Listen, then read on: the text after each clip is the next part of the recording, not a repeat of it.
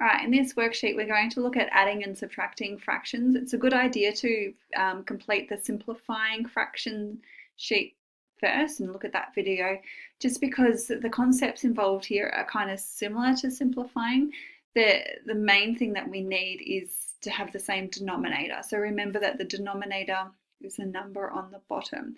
So we don't really add or subtract fractions until we've done that step. So for this worksheet here, I'm going to go through every single question. So there's 12 questions. There are answers as well. Okay, so you can access them if you want to at any time.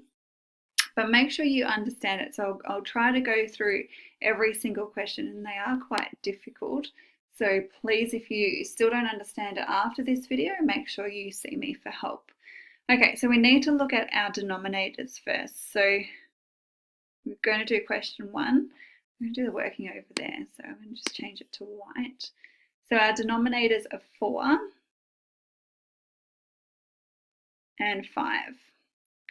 Now, when we were simplifying, we were looking for the highest common factor. Okay, but this time we got to look for the lowest common multiple. So that enables us to change the denominator, because we want the denominator to be the same. All right, so I'm going to write some multiples, the multiples of 4. So we've got 8, oh, that's a terrible 8, 12, 16, 20. I know 20 is going to be the answer, so I'm going to stop there. And then 10, 15, 20. Okay, so I'll just stop when I get to the lowest common multiple, which is 20. When you got your lowest common multiple, oops, oh, just had black, one blue. Okay, once you've got your lowest common multiple, that becomes our denominator. Okay, so over 20. So I can rewrite my question. Instead of being 7 over 4 and 8 over 5, they're both going to be over 20. Now you've got to say, well, what did I multiply this 4 by to get to 50? Sorry, to get to 20.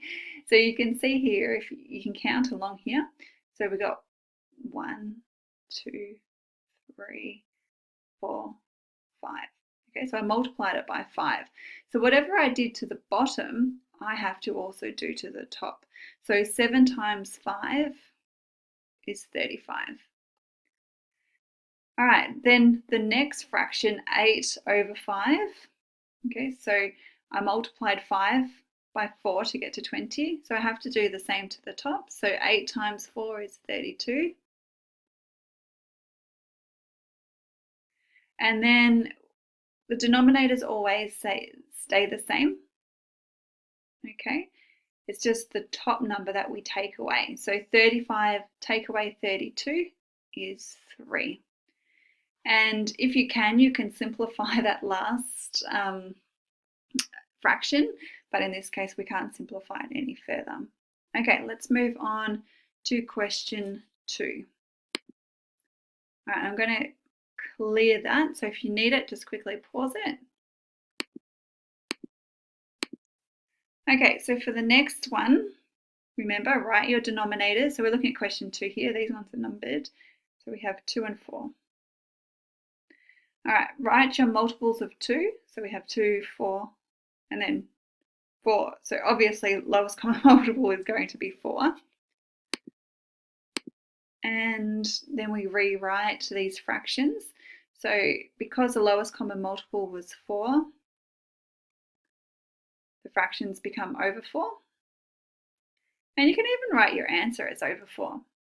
Okay, because what I am doing here is setting up the easy part of the question, and then I've got to deal with the hard part of the question.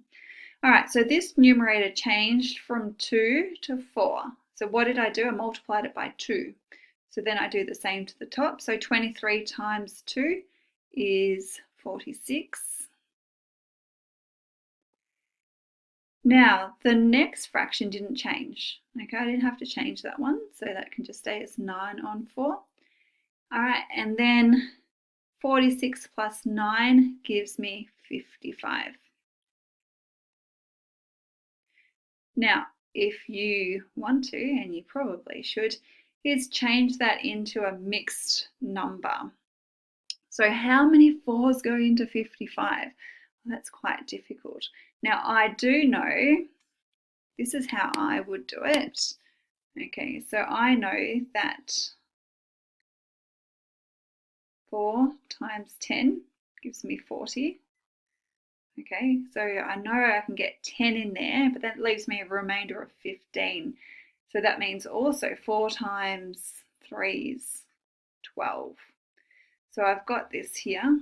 So 13 times 4 gives me 52. And then I have a remainder of 3. So it's a kind of tricky one.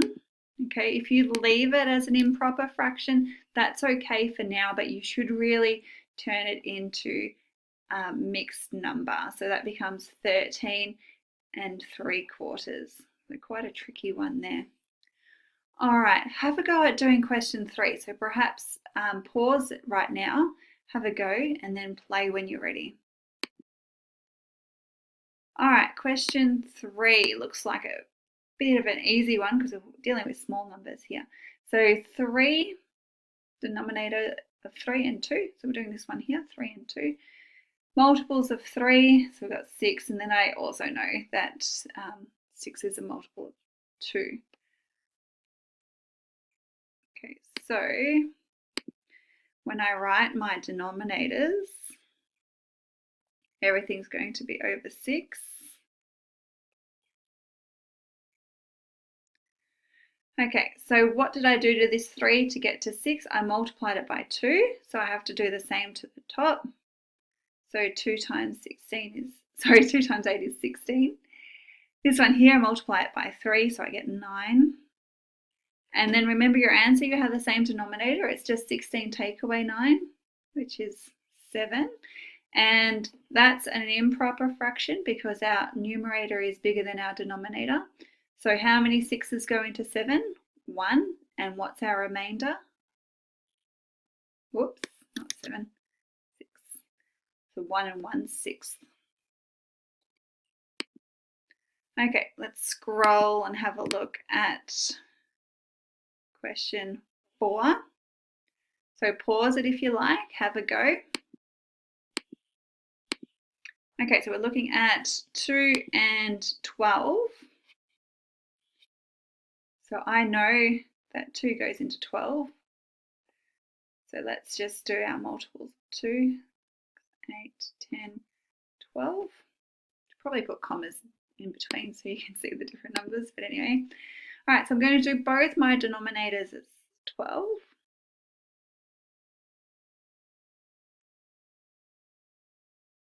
And then my answer becomes over 12. Okay, so what did I multiply this 2 by to get to 12? If I need to, I can count 1, 2, 3, 4, 5, 6. So then I have to do the same to the top. So 5 times 6 is 30. This one I didn't have to change, so it stays as 13. So 30 minus 13 is 17. And then that can be simplified because it's an improper fraction. So 12 goes into 17 once, and I have 5 remaining. So this one becomes 1 5/12.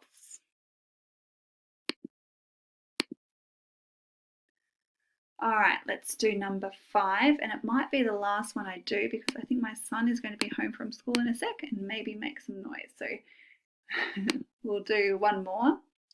Actually, let's skip 5 and move on to 6. So we'll do another addition.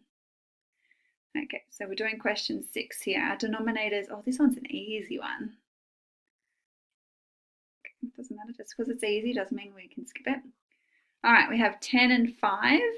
So 5 actually is a multiple of 10. So just keep it like that. All right, so my denominators become 10. Okay, so I've set up my equation just like that. All right, the first one did not change. The second one I multiplied by 2. So it's 7 over 10 plus 4 over 10 equals something over 10. So let's add them together. 7 and 4 make 11. And then that becomes 1 and 1/10. Okay, so have a go at doing the rest of them. I don't know whether I said I was going to do them all, but you have a go and ask me in class or work with a peer to see if you need some help. Okay, but here are the answers if you just want to quickly check. So you can see how they've done the improper fraction, then moved it to a mixed number fraction.